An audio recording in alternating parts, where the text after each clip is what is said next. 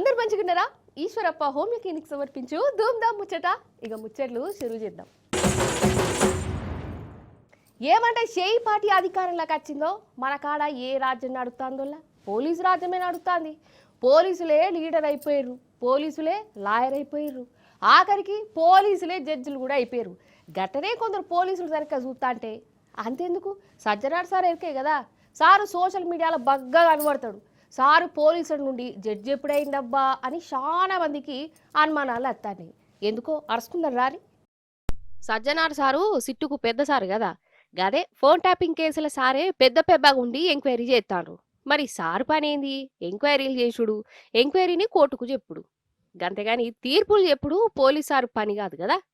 పోలీసులే తీర్పులు చెప్పాలంటే మరి కోర్టులు ఎందుకు, వకీళ్ళు ఎందుకు? కానీ సజ్జనార్ సారు జడ్జి లెక్కనే తీర్పులు చెప్తాండోలా ఈ ఫోన్ ట్యాపింగ్ కేసులా ఫోన్ ట్యాపింగ్ అక్రమం ఇల్లీగల్ అని తేల్చిపడేసిండు. ఇక చెప్పు కథ అసలు విచారణే పూరాగా ఉడవలే, కానీ తొందరపడి ఒక కోకిల ముందే కూసినట్టు కోర్టు కంటే ముందే సజ్జనార్ సారు ఫోన్ ట్యాపింగ్ అక్రమం అని కూతబెట్టని పెట్టిండు. మరి ఇట్లా ఎవరు కూతబెట్టమన్నారు సార్కు? ఎవరు చెప్తే గట్లంటుండు ఫోన్ ట్యాపింగ్ అక్రమం అని? ఇంతవరకు కోర్టులు కూడా చెప్పలే, కాంగ్రెస్ లీడర్లు చెప్తున్నారు. మరి ఆ కాంగ్రెస్ లీడర్ల దాంట్లో సజ్జనార్ సారు కలిసిపోయిందా? సారు పోలీసుకు రాజకీయం లీడర్ అయిపోయిందా? గిటనే అంటున్నారు మరి సారు వారి ట్వీట్లను చూసినోళ్ళు.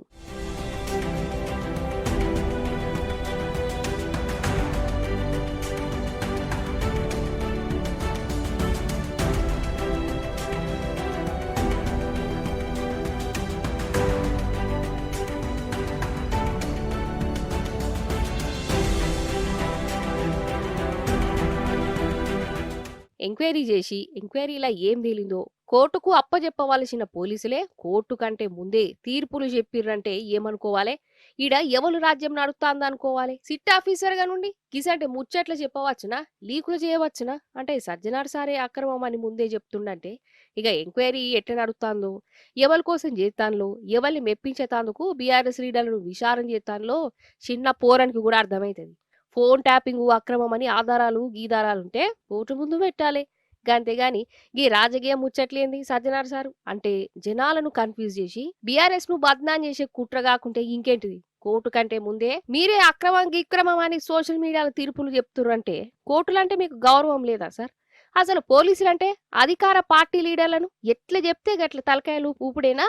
ఇదేనా సార్ మీరు చదివిన సాదు? ప్రమోషన్ కోసమా సార్ మీరు రేవంత్ సారు డైరెక్షన్ నడిచేది? గిట్లనే అడుగుతురు.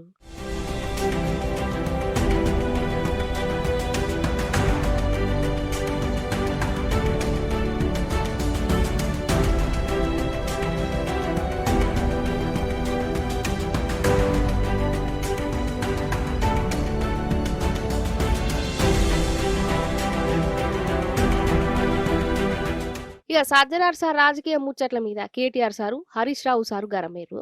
జర రాజకీయ ముచ్చట్లు పక్కకు పెట్టి కాంగ్రెస్ లీడర్లకు గులాంగిరి చేసుడు బంధు పెట్టి నియతగా డ్యూటీ చేయురు అని చెప్పారు. అయినా ఫోన్ ట్యాపింగ్ అనేది తప్పు కాదు, అది అవసరం కూడా. అప్పుడు ప్రధాని మన్మోహన్ సింగ్ సారే చెప్పి కోర్టులో కూడా ఫోన్ ట్యాపింగ్ కేసులు కొట్టేసిరు. కానీ సారు మాత్రం ఫోన్ ట్యాపింగ్ లో అక్రమం అని అనబట్టే. అంటే ఎంక్వైరీలు ఏం కాకముందే కోర్టుకు కూడా పోకముందే సారే అందరికంటే ముందుగానే ఫిక్స్ అయిపోయి ఇక ఎంక్వైరీలు చేస్తాను. గిట్లా ముందే ఫిక్స్ అయిపోయాక ఎంక్వైరీల పేరుతోని ఈ నాటకాలు ఎందుకు? మేము బీఆర్ఎస్ లీడర్లను గోసబుచ్చుకునే తందుకు ఈ విచారణల పేరుతోని పొద్దెల తీస్తున్నామని డైరెక్ట్ చెప్పవచ్చు కదా సార్ అని అంటూరు పబ్లిక్. ఈ దొంగలేందోలా గిట్ల పాడుపడ్డారు. దొంగలంటే గొలుసులు ఎత్తుకోపోతారు, ఇళ్ళల్లో పడి పైసలు దోసుకుపోతారు, పర్సులు కొట్టేస్తారు, బండ్లు కార్లు ఏం చేస్తారు. కానీ కొందరు దొంగలు విచిత్రమైన దొంగతనాలు చేస్తానోళ్ళ. దొంగతనానికి కాదేది అనర్హం అన్నట్టే దూసుకోబోతురు. ఏం చేసిరో చూడు మీరే. అయితే నల్గొండ జిల్లా చిట్యాలనొల్ల ఖుషీ వైన్స్ అని బ్రాండ్ దుకాణం ఉన్నది, చాలా ఫేమస్ అట. తాగుబోతులను దిల్ ఖుషి చేస్తుందట. కానీ ఈ తాప దొంగలను ఖుషి చేసి ఓనర్లను ఏడిపించింది. ఎందుకో మీరే చూడురిగా.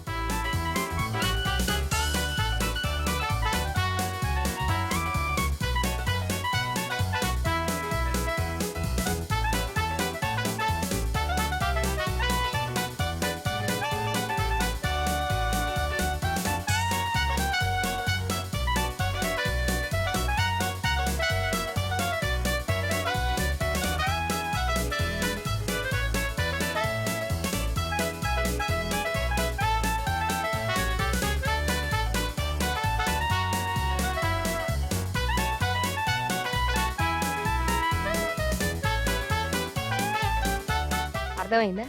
ఇద్దరు దొంగలలా మంచిగా షట్టర్లు బాగలగొట్టి బ్రాండీ షాప్ లోపలికి వేయరు, బీరు బాటిళ్లను 4-5 బ్రాండీ సీసాలు వర్క్ సంచిలా నింపుకొని వేయరు. ఇగో గిట్లున్నది దొంగల.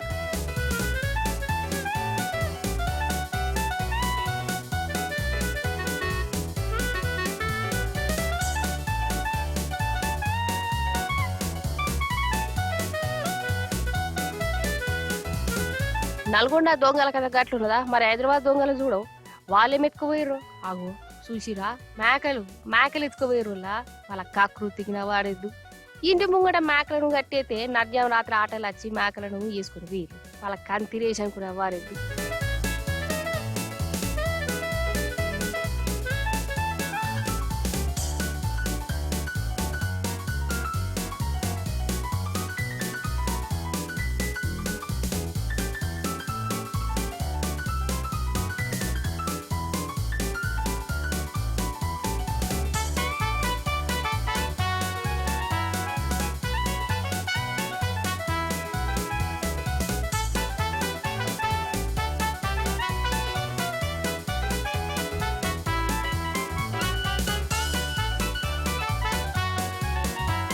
చూసినావా ఇట్లా మోపారు దొంగలు. పైసలు బంగారం గింగారమే కాదు, ఆఖరికి మేకల దొంగలు, కోళ్ల దొంగలు, బీరు సీసాల దొంగలు, బ్రాండీ పావాల దొంగలు కూడా తిరుగుతున్నారు.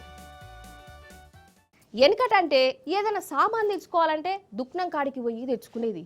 ఇప్పుడు ఎట్లున్నది, ఇంట్లో కూర్చొని అంతా ఆన్లైన్ డెలివరీ బాయ్లతో తెప్పించుకున్నారు చాలా మంది. మీరు కూడా తెప్పించుకునే ఉంటారు కదా. అయితే రాను కొందరికి మానవత్వం అనేది లేకుండా అవుతుంది వల్ల మనుషులు బండ లెక్క తయారవుతురు. అగో పాపం ఈయన బతుకు పోరు చూడు, పెద్ద మూట మోసుకుంటా మీదికి పోతుండు. ఈయన డెలివరీ బాయ్ అన్నట్టు 6వ అంతస్తుకు పోవాలి. మరి గంత పెద్ద అపార్ట్మెంట్లా లిఫ్ట్ లేదా అనేరు? లిఫ్ట్ ఉంటది కానీ గా లిఫ్టులు డెలివరీ బాయ్లు రావద్దని కొందరు దిక్మాల కండిషన్లు పెడతారు కదా. వీళ్ళు ఎక్కితే ఆ లిఫ్ట్ ఏమో అరిగిపోయినట్టే చేస్తారు. ఇక ఈ అపార్ట్మెంట్ లో కూడా ఈయనను లిఫ్ట్ ఎక్కనియ్యలే. రామచంద్ర ప్రభు అనుకుంటా ఇక గంత పెద్ద మూటను మోసుకుంటా మెట్లు ఎక్కుకుంటానే పోయిండోళ్ళ. ఏడ జారుతుందో పాపం, ఈయన ఏం కింద పడేతోడు అన్నట్టే అనిపిస్తున్నది కదా. ఇక ఎట్లనో గట్లా 6వ అంతస్తులో ఇల్లు గల్లోళ్ళ కాడికి వచ్చిండు. మరి ఇట్లా చూసినాక ఎవరికన్నా బాధ అనిపిస్తుంది కదా. అవసరమైతే సాయం కూడా చేస్తారు. కానీ ఆ అమ్మగారు ఏమంటుందో ఈనురి.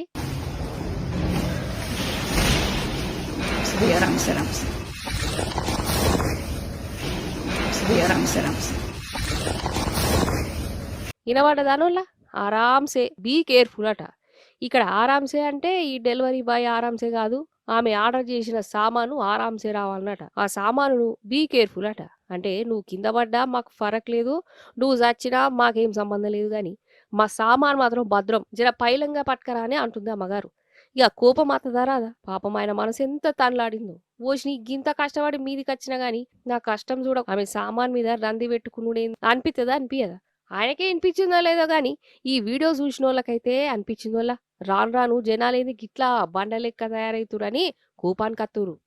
అయితే డెలివరీ బాయ్దే ఇంకో స్టోరీ చెప్తా. ఇగో ఈ పిల్లగాడు చూడు, ఎంత ఈయన పిజ్జాలు బర్గర్లు సప్లై చేస్తాడట. ఈయనకు ఒక ఆర్డర్ వచ్చింది.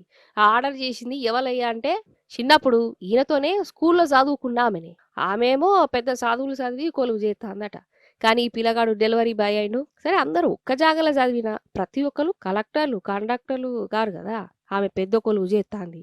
ఈయన గాషార మంచిగా గిట్లా డెలివరీ బాయ్ అయిండు. మరి చిన్నప్పుడు చదువుకోని వాళ్ళ నడమ గిజంటి ఉండద్దు కదా. మేడం గారు ఫకరు చూయించింది. అరే నువ్వేనారా ఆఖరికి పిజ్జాలు బర్గర్లు సప్లై చేస్తారా? క్లాసులనేమో శుద్ధలు చెప్పేసేటోడివి, నీ బతుకు గిట్లయిందా? ఆగు, మన స్కూల్ గ్రూప్లో నువ్వు చేసే పనేందో వీడియో తీసి పెడతా అన్నదోళ్ళ. పాపం ఆ పిల్లగాడేమో నవ్వుకుంటేనే నీ దండం పెడతా గట్లా చెయ్యకు అని చెప్తాడు. కానీ ఆమె ఊరుకుంటారా? ఇంకా చిడాయించింది. ఎంత బాధ అనిపిస్తుంది వల్ల అసలు గిట్లా చేస్తే. కానీ ఏ మాట కామాటేనులా ఈ పిల్లగాడు పిజ్జాలు బర్గర్లు సప్లై చేసే పని చేస్తున్నా ఒక్క నవ్వుతోని గుణంలా గొప్పోడు అనిపించుకున్నాడు. ఈ అమ్మగారేమో పెద్ద కొలువు చేస్తున్నా మెదడు మాత్రం ఇంకా ఎదగలే. ఈయన ముందు ఇంకా చిన్నగానే అనిపించింది. అంతే కదా. ये मेरा फ्रेंड है जो आज हमको मिला है. ये हमको पढ़ने का बहुत रील मोटिवेशन भेजता था और ये 30 साल का हो गया है. 30 साल का हो गया है और आज ये डोमिनोज वाला बन चुका है. कैसा फील कर रहे हो डोमिनोज वाले बन के? बहुत अच्छा है ना. कन्याएं मिल गई. हो गया सही है सही है ठीक है हाँ ठीक है और स्कूल का याद आता है बहुत ही याद आता है अच्छा सही है ठीक है सबको ही वीडियो भेजेंगे तुम्हारा చూసారు కదా గిరికి వాళ్ళ ముచ్చట్లు మళ్ళీ వచ్చే పరి మంచి మంచి ముచ్చట్లను పట్టుకనొస్తా ఉంటా మరి